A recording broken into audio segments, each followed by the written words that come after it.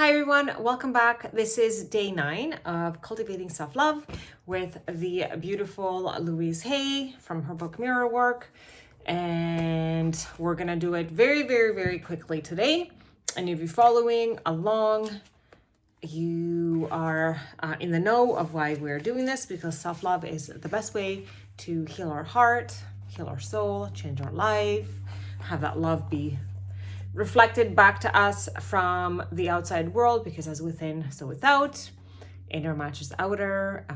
We are literally immersed in a field of energy. Like everything around us is energy. We're energy, so everything works on that from that energetic point of view. And the Newton laws of energy are very applicable to this. So the frequency that we become is the frequency that we get matched by our environment, by assertion, because nothing is ever working with, nothing ever works by force. So we're going to continue to love our inner child. This is part 2. Today we're going to use our mirror work to forgive the past and begin to love the beautiful child within. This is huge. Again, for me, forgiveness and past is a big thing. And we're going to start with seeing how are we doing. And how is your inner child doing today? Are you getting to know each other a little better? I have found that working with the inner child is extremely valuable in helping to heal the hurts of the past, which is also what we focused on yesterday. And I did add the video from the Oprah Winfrey show, which she had her audience go back into childhood. And she's actually crying in that episode herself. I'm sure a lot of us go back and look at our inner child and just want to grab it and give it a hug. And just give it everything that I didn't have for whatever reason. Our parents didn't know any better. We are not always in touch with the feelings of the frightened little child within us. If your childhood was full of fear and physical or verbal battles, you may have a habit of mentally beating yourself up. When you do this, you are continuing to treat your inner child in much the same way. The child inside, however, has no place to go. Many of us have an inner child who is lost and lonely and feels rejected. Perhaps the only contact we have had with our inner child for a long time is to scold and criticize it. Then we wonder why we are unhappy. We cannot reject a part of ourselves and still be in harmony within.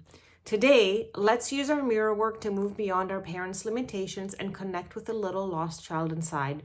Remember, we cannot reject a part of ourselves and still be in harmony within. And this is something that I struggle with, accepting all parts of me, the ones that make the quote own mistakes, which are really learning curves. Let's forgive the past and begin to know this beautiful child within. This child needs to know that we care. Most of us have buried many feelings and hurts from the past. Learning to love your inner child is going to take time. Take all the time you need. Return to these exercises again and again. You will get there, I promise. Your inner child still carries the beliefs you developed early on. If your parents had rigid ideas and you are now very hard on yourself, or you tend to build walls around you, your inner child is probably still following your parents' rules. If you continue to pick on your inner child for every mistake, it must be very scary for your inner child to wake up in the morning thinking, what is my parent going to yell at me about today? What our parents did to us in the past was a product of their consciousness. We are the parents now.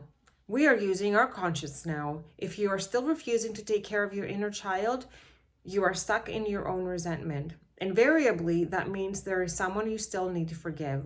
What resentment do you need to let go of? Do you need to forgive yourself? Do you need to forgive somebody else? Who do you need to forgive? What haven't you forgiven yourself or others for?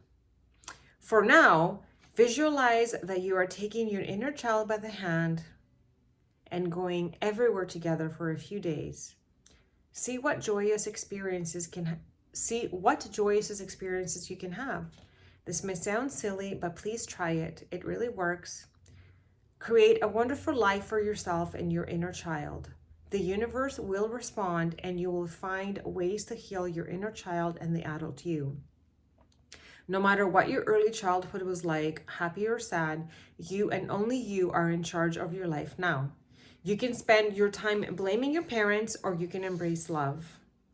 Love is the biggest eraser I know, and this is totally true.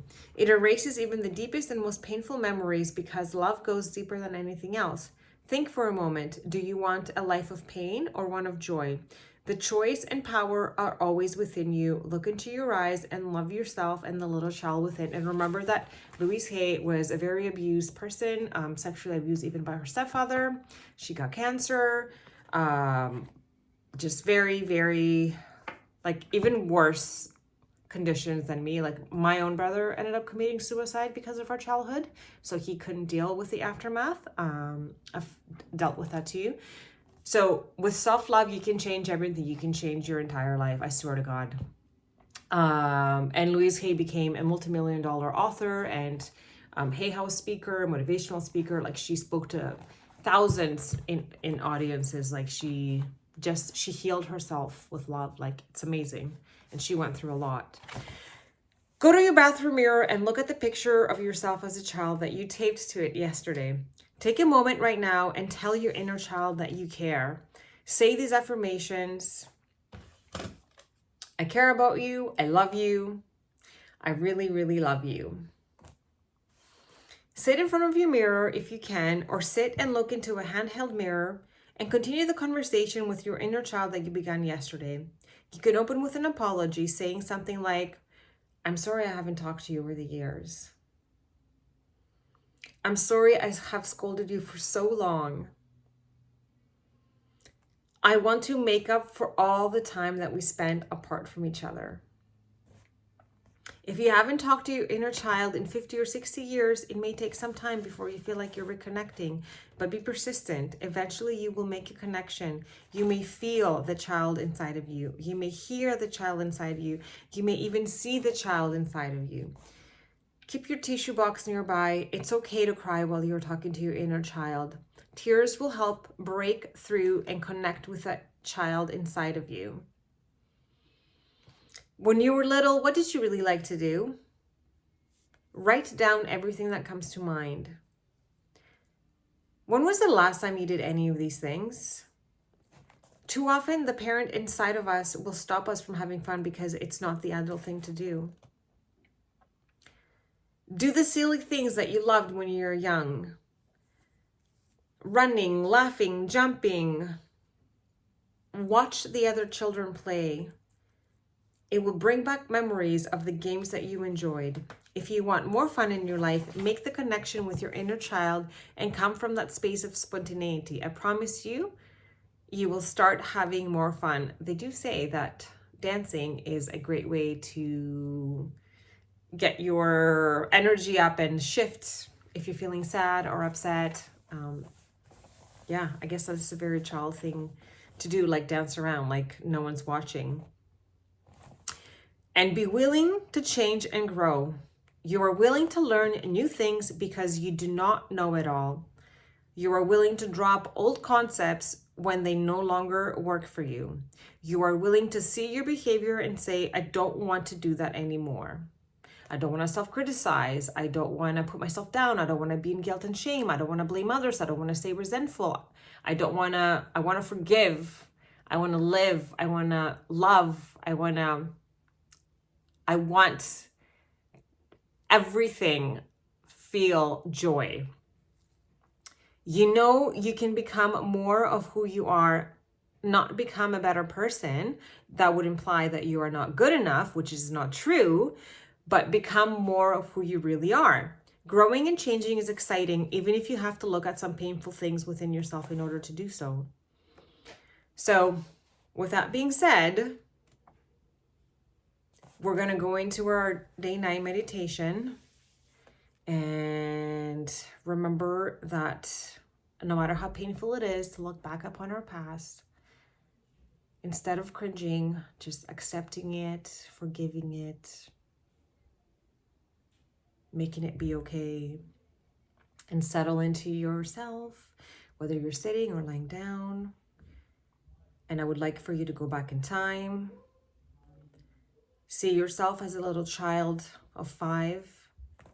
Hold out your arms to this child and say, I am your future. and I have come to love you. Embrace this child lovingly and bring it back with you to the present time.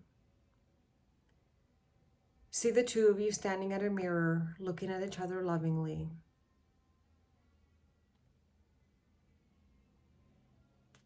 Now move forward in time to the moment when you began to walk. You would stand up and fall down, stand up and fall down, and then you were standing and you took your first big step. You were so proud of yourself. Love that little child. Love that little child. And if you go forward in time to your first day of school, when you were scared to start it, but you did it. You did your very best you could. Love that child. Love that child. Remember entering puberty. Love that teenager because it was a scary and exciting, but you did the best that you could and you got through it. Remember the first time you got a job, the first time you were rejected in love and how much your heart hurt. You were sure no one would ever love you again. You were in such pain. You did the best that you could and you made it. Love that person. Love yourself. Think of all the milestones in your life, whether it was embarrassing or painful or wonderful. Whatever it was, you were doing the best that you could at that time. So love that person. And gather all the many parts of yourself and bring them forward to the present. See yourself standing in front of the mirror with all of yourselves, including the little baby that came in on your birth date, all the way up to now, all of the experiences, all of the hardships, all of the heartaches, everything. Of course, there were difficult times and painful times and embarrassing times and times of confusion, and that's all right. Because as you stand there, looking at yourselves in the mirror, realize the richness and fullness of your life.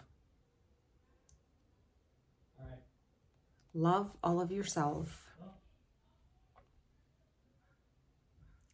Now turn around, and as you look ahead, see a person standing before you with arms outstretched, saying, I am your future, and I have come to love you. Life is an endless opportunity to love yourself, your past and your present and your future. Loving and accepting every part of yourself is healing. How can you possibly be whole or healed if you are rejecting any part of yourself? Healing is to make yourself whole again. Love yourself, every part of yourself, and be whole. All is well, and so it is. I invite you to come back to the room.